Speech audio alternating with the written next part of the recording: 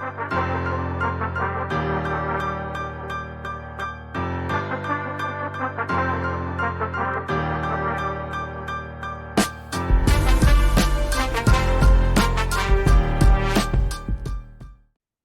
hope everybody had a lovely Mother's Day weekend. We took a couple days off because of this, but I am so happy to be back on this Wednesday to give another sports recap.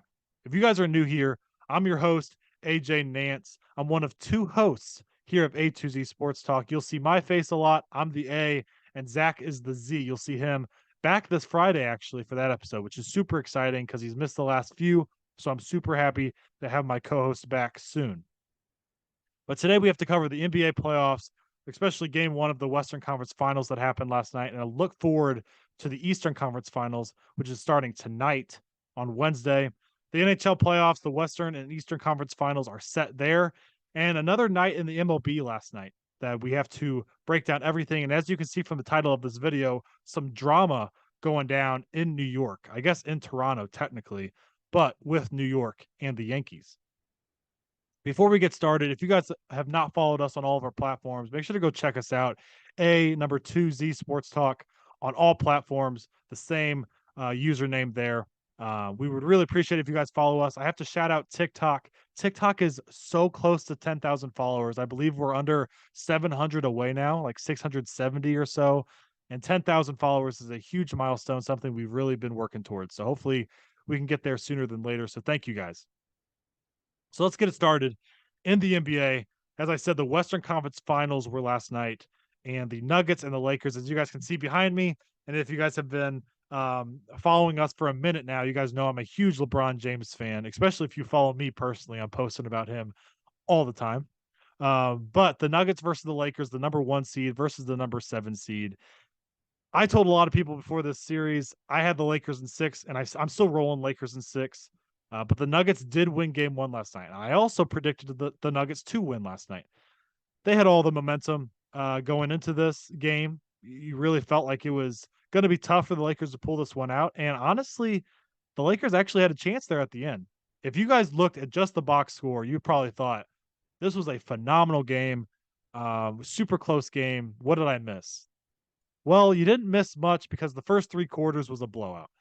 The Nuggets were up by 21 in the third quarter, and I can't really talk about much more about this game without mentioning Nikola Jokic.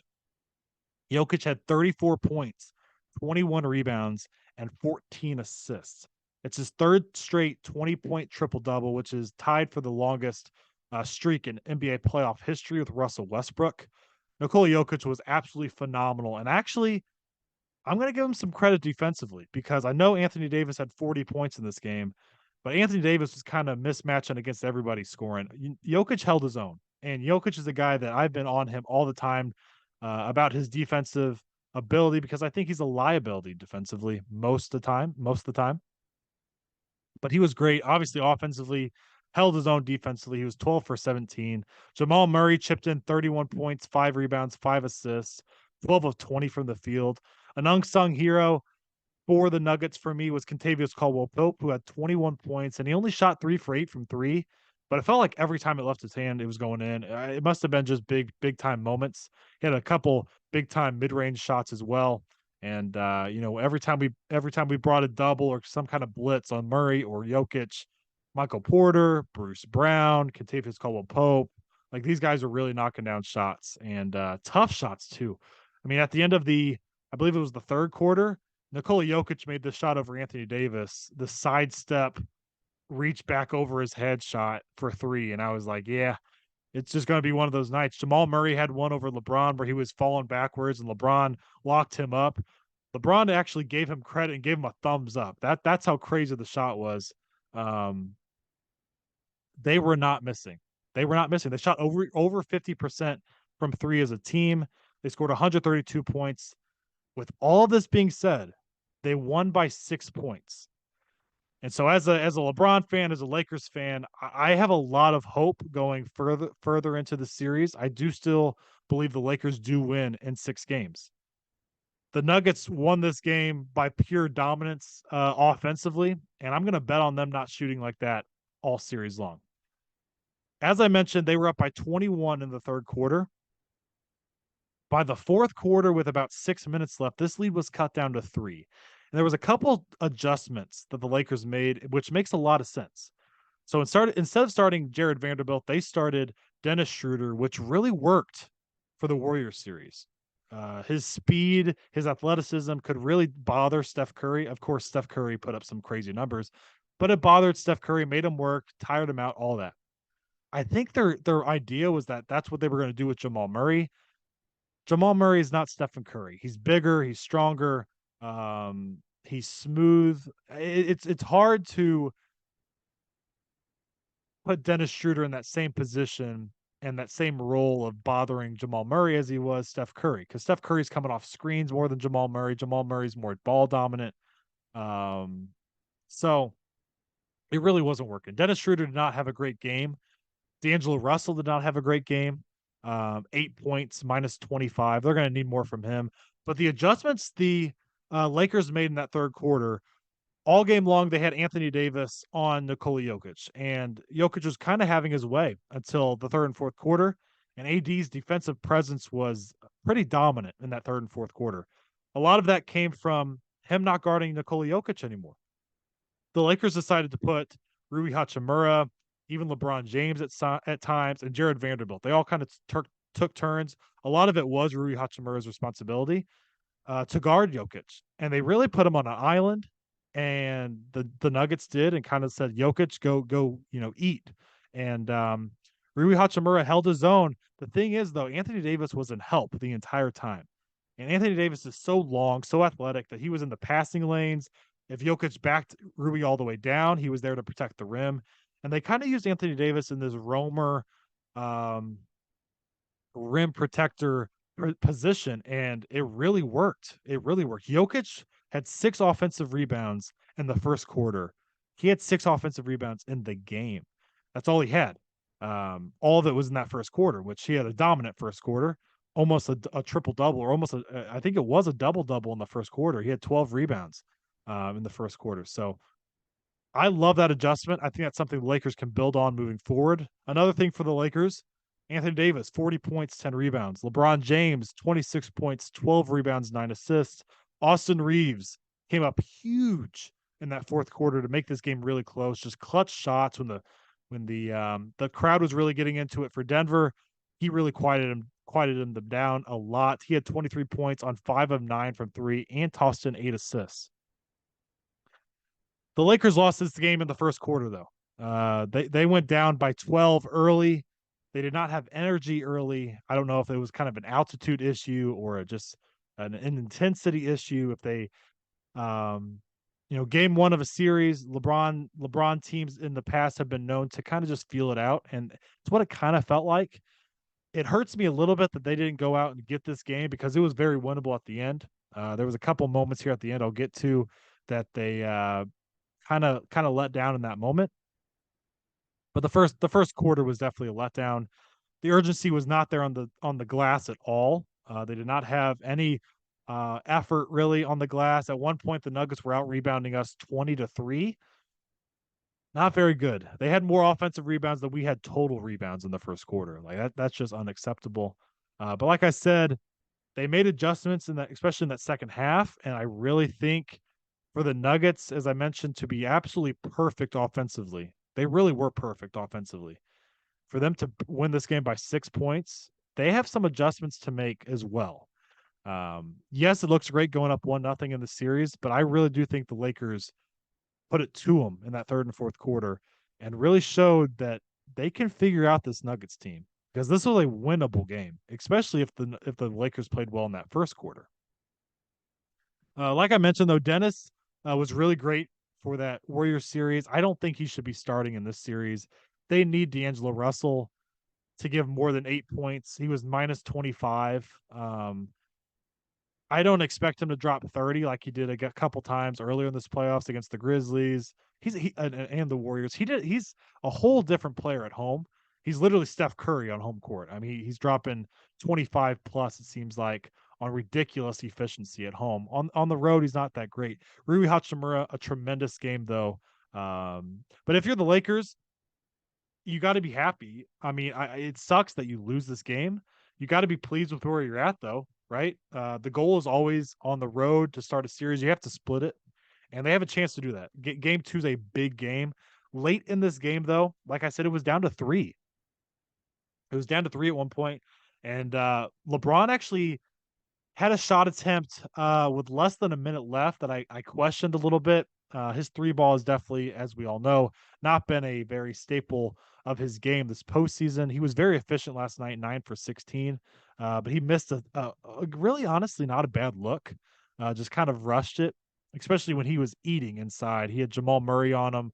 They kept switching just like the Warriors did, where the Warriors kept switching and having Steph Curry on LeBron, and LeBron would just slowly back him down. And they were doing the same thing with Murray, and he had a couple uh drives to the lane where he didn't finish the layup, but he was getting whacked. And so I think he should have taken on that there at the end, but he did not. Um, Couple takeaways, I guess, from this: the effort and intensity in the third and fourth quarter that the Lakers showed. You're going to need that all game, and I know it's so tough in the altitude. For anybody that's been to Colorado, it's not easy to walk in that altitude. I mean, I walk stairwells, and I get really really low and lose my breath. So playing an NBA game in that altitude, it's not easy. So the Nuggets were 40-7 at home for a reason. They are built for that altitude, and so the Lakers, I wouldn't call it a must win in game two, but I think it's a game where if you win it and you go back home tied 1-1, just like they did the Grizzlies, just like they did the Warriors, are undefeated at home. The Nuggets are 19-22 on the road. You're looking really good. So game two is a big game in this series. Again, if you go the other way and you go down 2-0, you're kind of stressing a little bit. But all around, that third and fourth quarter was phenomenal. Great basketball. I think this series, no matter what, goes 6 or 7. I'm still riding Lakers in 7. Lakers in 6. I apologize. Lakers in 6. Heat versus Celtics, the Eastern Conference Finals. That actually begins tonight. So I'm just going to give my little. There's obviously not a whole lot to talk about because it hasn't happened yet. It's not a recap of anything. I have Heat winning in 7, and that's probably a hot take. I'm rolling with Jimmy Butler and them boys over there in Miami, and I think the game changer for me is actually Bam Adebayo. And I know Robert Williams and Al Horford are the big guys for the Celtics. I think Bam Adebayo can really dominate in this series. And if the Celtics win this series, it's because they limited Bam Adebayo. Because I think Jason Tatum, Jaylen Brown, Grant Williams, those type of guys can create problems. Even Marcus Smart for Jimmy Butler. The outside shooting needs to be consistent for the Heat to win. But I think Bam Adebayo is the number one key in this series, and I think he's going to have a great series. So I'm rolling with the Heat in 7. But I'm going to give my recap probably with Zach actually on Friday about that, as well as game 2 of the um, Lakers and the Nuggets. So we can move on to the NHL. The conference finals are set. Zach and I picked the Oilers to win it all, and that is not looking great right now. The Oilers have been eliminated in 6 games, a very chippy series with the Vegas Golden Knights. But the Knights win in 6. So in the Eastern Conference, we have the Florida Panthers and the Carolina Hurricane. And I have the Hurricanes actually winning in 5. And the Panthers have been the great story of beating the Boston Bruins, of beating the Toronto Maple Leafs that nobody expected them to win. I didn't expect them to win. I picked the Bruins and I picked the Maple Leafs. And I'm picking against them again. I'm picking the Hurricanes. And the Hurricanes, for me, they were the favorite beginning of the season. I picked them to win it all to start the season. Not only do they have momentum right now, their goaltending has got a lot of momentum going. Freddie Anderson really got it going at the end of that Devils series. So he's rolling right now. And I just think the Panthers have played so much intense hockey, while the Hurricanes have not been, I don't want to say not pushed, because the Devils pushed them, the Islanders pushed them. I think both series went to 6, if I remember correctly. Maybe that Devils series went to 5. But I don't know. I just think the Panthers going 7 with the Bruins. They went 5, I believe, with the Maple Leafs. That was high intensity hockey, and I think the Hurricanes are built for this. I love their head coach. I love the depth that they have. I love the goaltending that they have right now. I am rolling with the Hurricanes in 5. I have them going to the Stanley Cup final. And the West with the Golden Knights and the Stars. I mean, it's a phenomenal matchup. Goaltending is a big difference here. Difference maker, I should say. Jake Ottinger can steal this series for the Stars. I am going the Golden Knights in 7 with this. I think them beating the Oilers semi easily in 6 games, and getting the momentum because of that. They're getting healthy again. They're going to have everybody not suspended. Alex Petrangelo was suspended at one point, and um, I really think if the Golden Knights get enough goaltending, they're going to win this series in 7. So I got the Knights going to the Stanley Cup final, and I have them versus the Hurricanes. And in that matchup, I'm going to see how these series play out a little bit. But I am definitely leaning towards Carolina. But both are going to be phenomenal series. Uh, by no means am I confident about either of these matchups. Um, I think the Hurricane can lose the series. The Panthers have obviously been shocking everybody all postseason, and I think the Stars, who knocked out the Kraken in Game 7, I think the Stars are really built for this moment as well. Again, goaltending is huge for them. They have really a lot of depth, especially in their first 2 lines.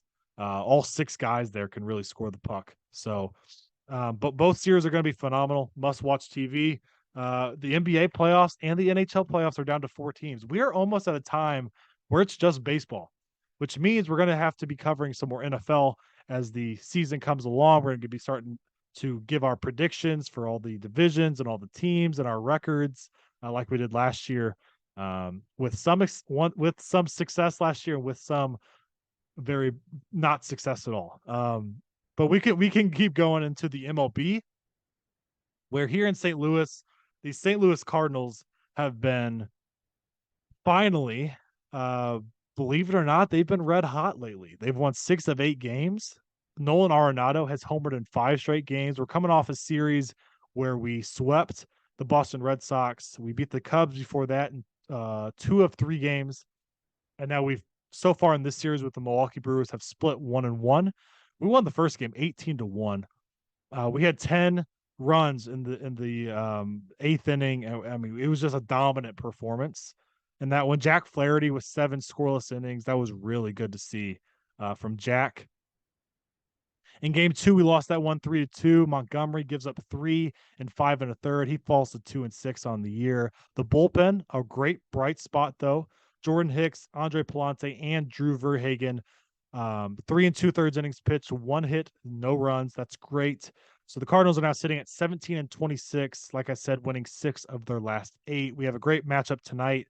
It was actually scheduled to be Corbin Burns and Adam Wainwright. They're going to push Wainwright back a little bit, and Matthew Liberatore, who's been dominating in Memphis for our AAA team, he will be pitching tonight. So a big test for Liberatore, a big test for this Cardinals team. Can we win this series against the division leading Milwaukee Brewers? Because that would be absolutely massive. I mentioned at the beginning some drama going down in Toronto with New York. Also, the title of this video. Let's start with Aaron Judge. Aaron Judge is getting hot. He has homered 5 times in their last 4 games. A couple 2 home run games tossed in there. There's been some drama though going on, and I don't know how you guys think about it. I don't even know how I think about it or my opinion on it yet. So let's start with the Aaron Judge situation. He was caught side eyeing um, during one of his at bats, and he claimed that he was looking at some chirping going on. Some people believe on the Toronto side that he was stealing signs. I don't know how I feel about that one. That one seems a little bit of a stretch. The Domingo Herman one from last night is not a stretch at all to me. He actually had sticky substance on his jersey, and he was ejected from that game. He went 3 innings, I think, hitless ball, and was taken out of that game. So it doesn't look good that he was caught with sticky substance right after Aaron Judge is accused of stealing signs. So a lot of drama going on. I want you guys to let us know in the comments what you guys think about all this going on, because it's very interesting. It's very interesting to say the least. It's very interesting because this is a New York team that's always in the spotlight, always in the news, and so I really didn't think much of the Aaron Judge situation. You guys can go find it find the video of him kind of side-eyeing towards the dugout. But right after that, the next day, Domingo Germán gets caught with a sticky substance, and he's had some issues in the past. So I wouldn't be surprised if there was a suspension coming for Domingo Germán. And I wouldn't be surprised at all with that. But the Yankees won last night versus the Blue Jays 6-3. Um, moving on around the league, the Orioles win versus the Angels 7-3. The Tigers win against the Pirates 4-0. The Pirates have really fallen off from their tremendous start to the season. As a Cardinals fan, I say this like every episode, but I really don't know how I feel about that. I want them to do well, but obviously you know, they're still above us in the division, so I would rather them lose. It's a tough thing. I'm like cheering for the Pirates low key, but Michael Lorenzen for the Tigers was 6 shutout innings in that one, which is great for the Tigers. Tigers, I've been bragging about them almost every episode. They've really got it rolling. Um, the Red Sox beat the Mariners 9-4. Yoshida with 2 hits and 3 RBIs in that one. For the Mariners, they're just hovering around 500. And Julio Rodriguez is a big, I don't want to say disappointment, but big surprise that he has struggled so much so far. He's batting 217 with a 286 on base percentage and a 683 OPS. And this is a guy that a lot of people even had as MVP or in that conversation in the American League. So he's really struggled. He was in the leadoff spot. Now he's batting third in that lineup. They're just trying to get him going. And by no means do I think this is him, even the whole year. Julio Rodriguez is way too talented, and he's going to get going at some point. The Miami Marlins beat the Washington Nationals 5-4. I don't have many notes on that one. I know Luzardo pitched well in that one. I think it was 6 innings, 1 run, and Jorge Soler hit his 10th homer. Another disappointing team. We have some more drama in New York. The Tampa Bay Rays beat the New York Mets 8-5, and the Mets could just continue to struggle, man. They are now 20-23 on the year. Justin Verlander was the culprit last night. 5 innings, gave up 6 runs. He's only started 3 times this year, but he's got a 4.76 ERA. The 2 big bats in that order, Francisco Lindor and Pete Alonso, their power and their RBIs have been there. I think Pete Alonso now is up to 14 homers, and Lindor is at like 27 RBIs. I mean, he's got a lot of RBIs. They've got a lot in those 2 categories, but both of their averages are under 235. Brandon Nimmo, who at one point was 350, he's down to 304. Their pitching has been really mid to bad. And they're sitting at 20-23, which, you know, Scherzer's dealt with some stuff. He was suspended for a minute there. Verlander's obviously been injured a little bit. We talked in the offseason if those 2 old head starting pitchers would work or not, and so far it hasn't been great. They are too talented, way too talented, top to bottom, to be like this all year, though. On the Rays side, they just continue to win, man. Their star in this one was Isaac Paredes, their third baseman, 2 homers and 5 RBIs against the Mets here on Tuesday night. But overall, all season, they need to talk. We as a community need to talk about Isaac Paredes some more. He is batting 289, playing third base for them, a little bit of first base, 6 homers, 28 RBIs. He's had a really, really good year, and nobody talks about him at all. At all.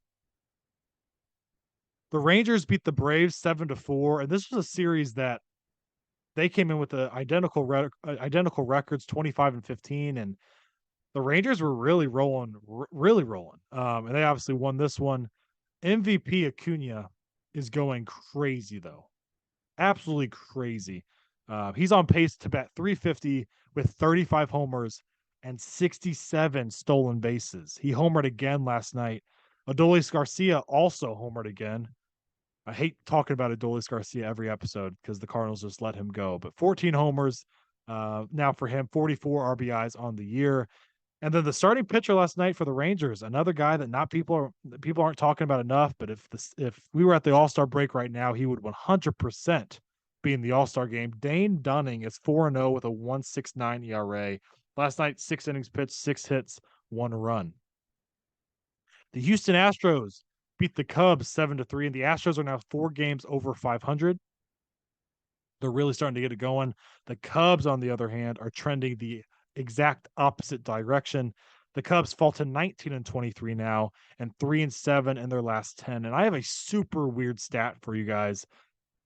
We talked in the offseason about Jose Abreu and how his power as he gets older has been going down. We saw that in Chicago, but Zach and I agreed that when he went to Houston, we were thinking with a Crawford box, a very hitter friendly ballpark, the power would probably be further up. Through 41 games, he has 0 home runs, which I just can't wrap my head around. Um, he's not producing a whole lot either overall. I think he's batting in the 250s, but 0 homers in 41 games is pretty alarming for a guy that they had a lot of high hopes for so far. And obviously we did too coming out of this offseason.